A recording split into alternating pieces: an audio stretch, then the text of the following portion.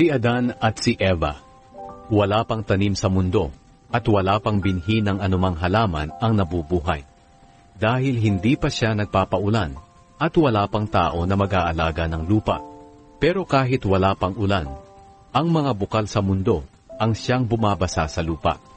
Nilikha ng Panginoong Diyos ang tao mula sa lupa. Hiningahan niya sa ilong ang tao ng hiningang nagbibigay buhay.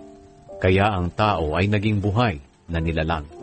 Pagkatapos, nilikha rin ng Panginoong Diyos ang isang halamanan sa Eden, sa bandang silangan, at doon niya pinatira ang tao na nilikha niya.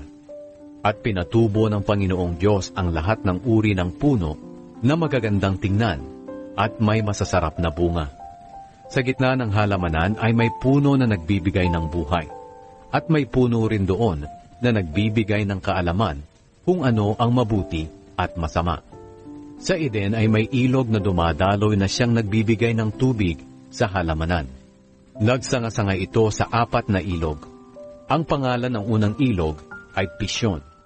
Dumadaloy ito sa buong lupain ng Havila kung saan mayroong ginto.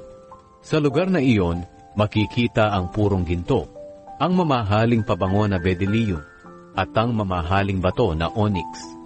Ang pangalan ng ikalawang ilog ay Gihon. Dumadaloy ito sa buong lupain ng Cush. Ang pangalan ng ikatlong ilog ay Tigris. Dumadaloy ito sa silangan ng Assyria. At ang ika-4 na ilog ay ang Euphrates. Pinatira ng Panginoong Diyos sa halamanan ng Eden ang taong nilikha niya para mag-alaga nito. At sinabi niya sa tao, makakakain ka ng kahit anong bunga ng punong kahoy sa halamanan, maliban lang sa bunga ng punong kahoy na nagbibigay ng kaalaman kung ano ang mabuti at masama. Sapagkat sa oras na kainin mo ito, tiyak na mamamatay ka.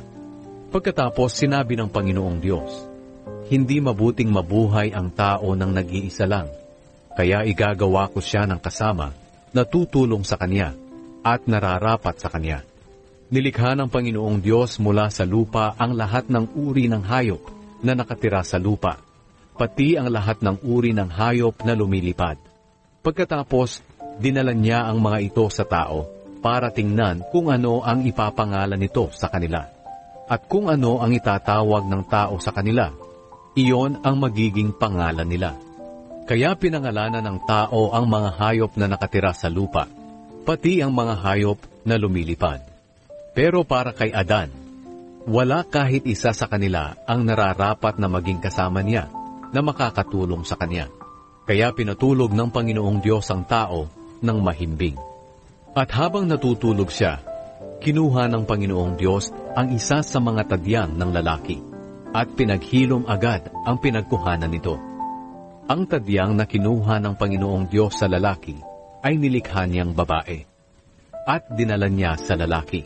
Sinabi ng lalaki, narito na ang isang tulad ko, buto na kinuha sa aking mga buto, at laman na kinuha sa aking laman. Tatawagin siyang babae, dahil kinuha siya mula sa lalaki. Iyan ang dahilan na iiwan ng lalaki ang kanyang ama't ina, at makikipag-isa sa kanyang asawa, at silang dalawa ay magiging isa. Nang panahong iyon, kahit hubot-hubad silang dalawa, hindi sila nahihiya.